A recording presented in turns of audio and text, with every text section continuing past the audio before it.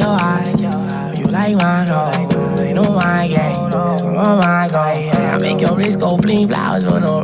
Hey, I make your wrist go bling, blah, don't make no rhinestone. She a pretty bitch, I throw my wallet cause my heart go hard. I ain't chicken, I ain't got it, only God know. Twins, A and B, you know what I'm saying? Good afternoon, good evening, good night. You know what I mean? On my twins, up with my twins. Doing good, whatever you got going on, you know what I'm saying? Anyways, we here. One of the twins dropped this in the comments. He told me I need to watch this. Cause I reacted to I forgot bro name, but I reacted to Buddy, and I was asking why is Buddy so pissed. How the fuck is Stockton in our politics? Ain't no river niggas in the bing getting boxed out. I'm see twin in reception got socked out. Why twin talking like that? Who done got twin mad?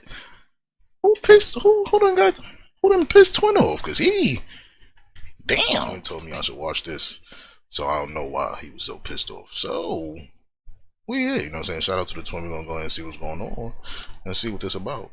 You know what I'm saying? Welcome back to another episode of Swamp Stories. For this episode, we cover an insane story that the world needs to know about. But before we get into it, make sure to leave a like and subscribe if you're new. You can also follow the Instagram page as well. So let's get into it. In order to really explain this video, it's going to require a lot of background information. So if you like geography, sociology, or history, you're in for a good time today. And with that being said, let's head all the way back to 80 years ago. The 1940s. By this time, San Francisco was already pretty much built to capacity. With 630,000 residents in 7 square miles, this made San Francisco the second most densely populated city in America. However, in 1942, a large influx of people had to find somewhere to live. And by now, most people know the story. But for those who don't, in 1942, San Francisco opened the second largest Navy shipyard on the West Coast. And at this time, the city was already wealthier than most of America. So most of the locals were not going to work on the shipyards. Instead, thousands of desperate workers from Louisiana gladly moved out to San Francisco. And the first group of residents were able to purchase homes in the city's bottom right corner, known as Hunters Point. And by law, this was one of the only neighborhoods where they were allowed to buy homes. So once these homes filled up, the city had a crisis and needed to provide housing. And in response, the Federal Housing Department turned parkland into thousands of public housing units.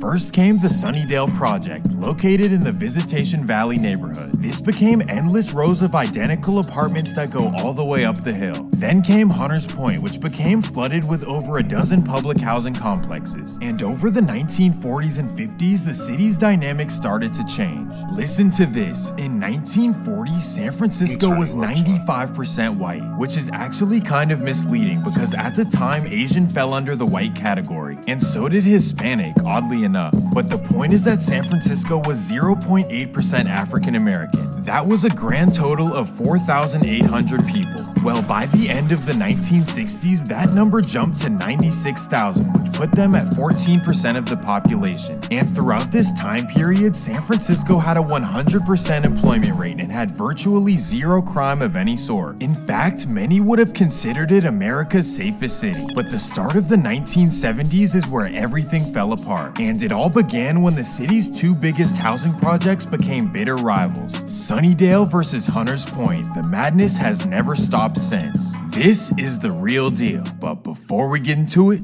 let me run the intro. Goddamn.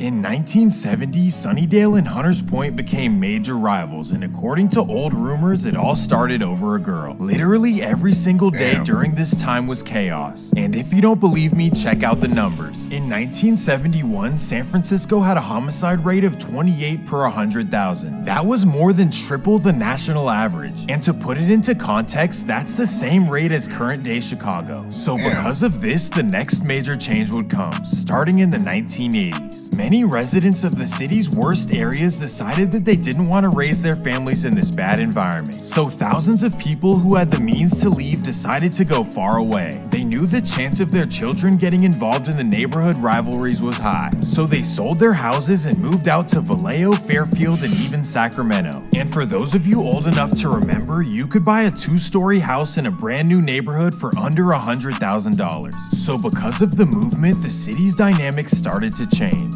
Here's how it played out. By the year 2000, San Francisco's African American population dropped to just 7%. This is half of what it was in 1980, and that takes us to the gentrification era, which many say started at the millennium. So let me do my best to break down the streets of San Francisco. In almost every American city, the hood is considered anything that's low income and has activities going on. But in the new San Francisco, the hood is only the projects. That's because every house in San Francisco is worth more than $1 million.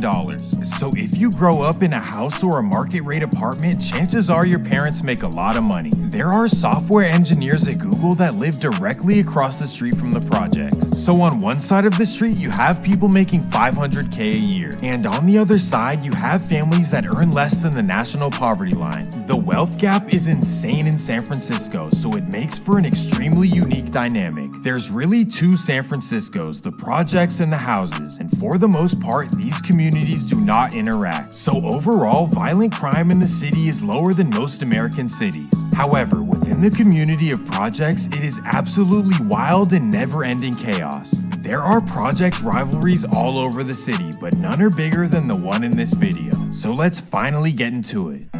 The Sunnydale projects are basically split up into 3 sections. You have 42 in the low, both of which I covered in my very first video. And up until just a few years ago, these were pretty much the most feared in the city. They virtually emptied out an entire rival section in under 10 years. But over the past few years, the historically forgotten about section of Sunnydale has gained major prominence. Let me introduce you to 3400 Blythedale, also known as the 4. Interestingly enough, this section of Sunnydale consists of mostly Samoan residents, and for those of you who aren't familiar, they originated from the tiny island of Samoa in the Pacific Ocean. And one thing about them is that they tend to be very big, and not like eating big, more like NFL big. Pretty much everyone is over 6 feet and at least 250 pounds. They also have a very strong culture of family, pride, and toughness that has instilled fear in the Bay Area for a long time. If you ever played Pop Warner football, trust me, you know what I'm talking about. However, they never had any sort of presence in the streets. Instead, they were more so a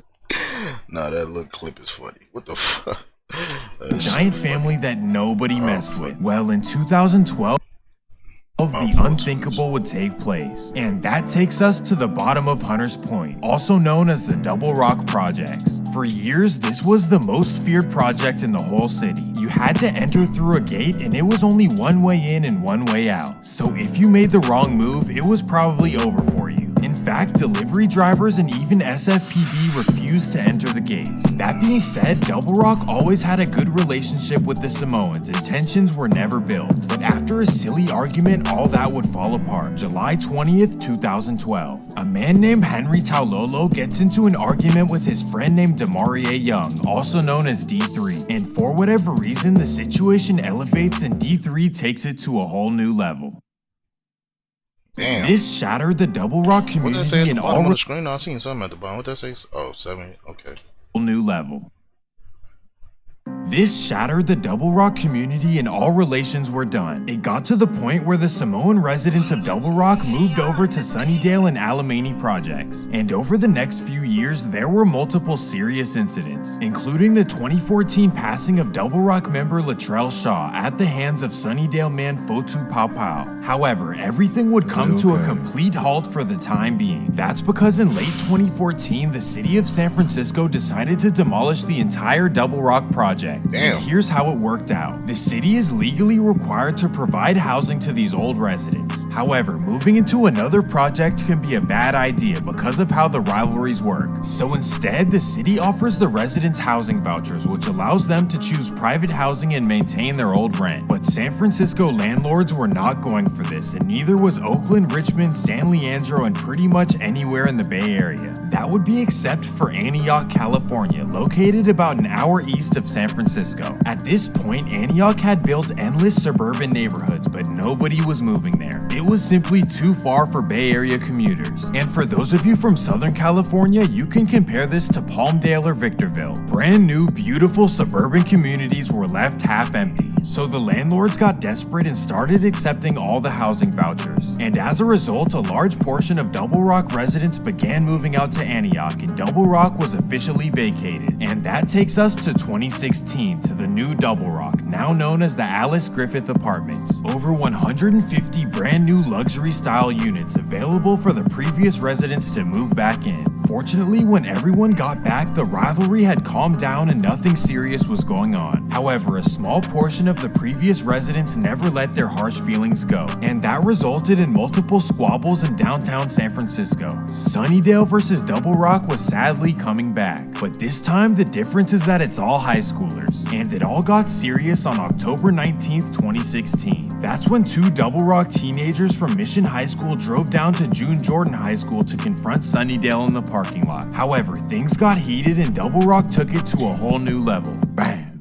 Thankfully, everyone was okay, and 2 days later, the Double Rock teenagers went down. However, they all received under 3 years. In fact, one of them, nicknamed Rooster, says that he was let out immediately due to his plans to attend college. The judge noticed his academic potential and let him go. But either way, this was the first incident that made everyone tighten up, like, oh wow, this is getting serious. So in response, 3400 Sunnydale started a new group called TEARITOFF. Let me introduce you to the important members. Most importantly, you have Reno Fiapoto, also known as TEARITOFF Greasy. And this guy is the alpha male of the entire operation and is known to instill fear in everyone. And by his side is his brother Rasas, also known as TEARITOFF Sauce Bang. And this guy is the brains behind everything. He just knows how to land on large portions of money, let me put it like that. Then you have TEARITOFF Mo Gutta. This guy is the wildest one by far. Like, trust me, you do not want to make this guy mad. That's pretty much the original guys from Sunnydale, and they throw up a 4 to represent their block. But TEARITOFF expands past Sunnydale, and the first section to join up was the Alamany Projects. And from there you have Lil Lar, who's a rapper who's hit over 500,000 views. And also from there you have another guy named TEARITOFF Joaquin. And altogether, TEARITOFF was not focused on rivalries. Instead, stacking up money, snatching chains, and being the biggest bullies in the Bay Area was their mission. So early on, they snatched the chain of Alabama rapper OMB Peasy. And while in high school, TEARITOFF members could be seen with hundreds of thousands of dollars in cash. Damn, they was really on that.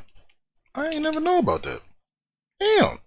Early on, they snatched the chain of Alabama rapper OMB Peasy. And while in high school, TEARITOFF members could be seen with hundreds of thousands of dollars in cash. And according to federal investigators, it all came from what they call crams. However, in 2017, one of their crams would go terribly wrong. By this time, Sauce Bang, Greasy, and most of TEARITOFF have moved out to Antioch, California. And they happen to be attending Freedom High, a suburban school in nearby Oakley. So despite living in the suburbs, their cramming ways do not stop.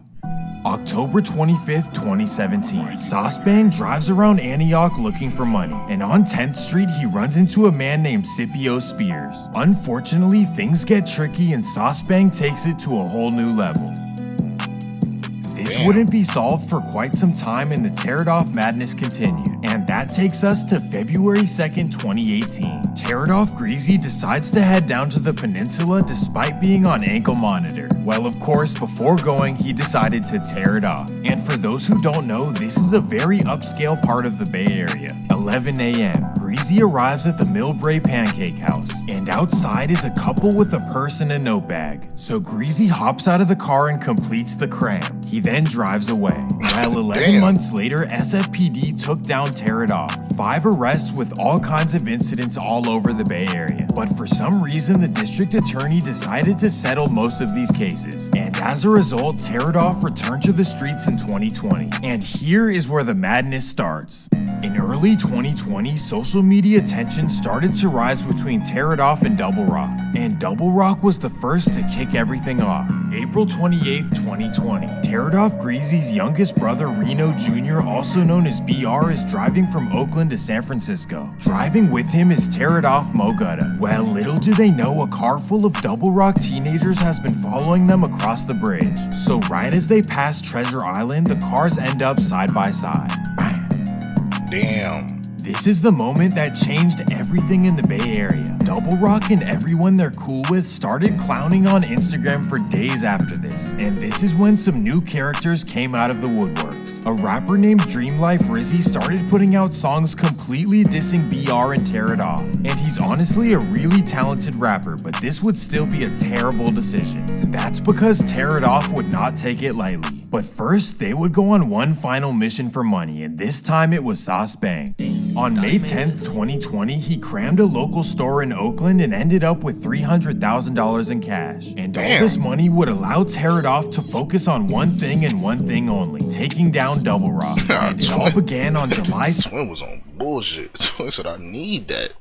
Up with $300,000 in cash. And all this money would allow Tear It Off to focus on one thing and one thing only, taking down Double Rock. And it all began on July 7th, 2020. The whole Double Rock is outside on their main block at 11 p.m. and that's when a car pulls up. March 16th, 2021, Double Rock's Derek McDougal, also known as TG, is driving in Richmond, California. This is a small city located about 30 minutes northeast of San Francisco. And being that he's outside of the city, he feels comfortable being out and about. Unfortunately, that's not the case. A car pulls right beside him. Just a few days later, Tear It Off Greasy would go down for it. However, the case would be dropped due to lack of evidence. And despite the investigations, Tear It Off decides to do something wild for the 1-year anniversary of BR. On April 29th, 2021, they shut down the Bay Bridge, threw money, and recorded a music video. They just do not care one bit, and of course, somehow they got away with this. And that takes us to May 25th, 2021. At this point, Double Rock is everywhere but the city, but they can't go far enough. And on the morning of May 25th, Chris Cawthorn, also known as Kojak, is walking on Broadway Street in Oakland. And that's when a black Sprinter van pulls up. And here is where everything starts to change. Everyone surrounding this situation had to choose a side. Point blank period. Tear It Off pretty much said you're either with us or against us. And here's how it played out. Harbor and Kirkwood decided to join Double Rock, and that includes the rappers Swervy Bands and the Money Twins. On the other hand, an unexpected neighborhood would join Tear It Off. Let me introduce you to the Excelsior, also known as the E. For a long time, this has been a middle-class area and rarely sees any sort of issues. Sure, every once in a while something will happen, but the Excelsior holds zero weight in the Bay Area streets. However, they're represented by a young rapper named K Smigs, and once he got together with Tear It Off, the Double Rock side was not happy. So Double Rock rapper Dream Life Rizzy made a song mocking K Smigs' little brother who unfortunately passed away in a car crash. Well, the Excelsior was not happy about this, and that takes us to April 1st, 2022. Rapper Money Twin Dre is hanging out on 3rd and Palou in the Bayview, but that's when a car pulls up. Bang. Instantly, the entire Double Rock, Kirkwood, and Harbor side is infuriated, especially because this isn't supposed to happen. So just 2 days later, they would seek revenge. April 3rd, 2022. K Smigs is playing pickup basketball at his neighborhood park, and that's when a car pulls up. The guys get out and run onto the court. This incident went viral on No Jumper and saddened many in the community. K Smigs was a talented rapper and was starting to make some noise. They was getting crazy. Damn, they was wilding over there. Infuriated, especially because this isn't supposed to happen. So just 2 days later, they would seek revenge. April 3rd, 2022. K Smigs is playing pickup basketball at his neighborhood park, and that's when a car pulls up. The guys get out and run onto the court. This incident went viral on No Jumper and saddened many in the community. K Smigs was a talented rapper and was starting to make some noise. And some of you may be wondering how I know all about this. Well, both sides tell all of this in their music and on their Instagram stories. So if you're curious, go check out Tear It Off Greasy and Dream Life Rizzy's music. But hopefully this is the end of the madness, especially because the Sunnydale projects are on their last days, literally. By the end of 2023, the entire Sunnydale will be demolished and rebuilt into luxury-style condos, and so will Potrero Hill and various other projects. And that leaves me with one final message. All of this for what? None of this will matter once these W video, man. Shout out Twin for putting me on. They start giving out that belt though. They got the I ain't gonna lie, they got the giving out that belt. Going damn. But anyways, let me know how you feel about that, you know what I'm saying? Let me know if there's any videos like this you want me to watch, you know what I'm saying? I appreciate your time over my twins doing good. Hope you having a good weekend, you know what I'm saying? But anyways, go and drop a like, comment, subscribe, man. I'm gonna go ahead and get out of here, man. I'm gonna see y'all niggas in the next one, bro.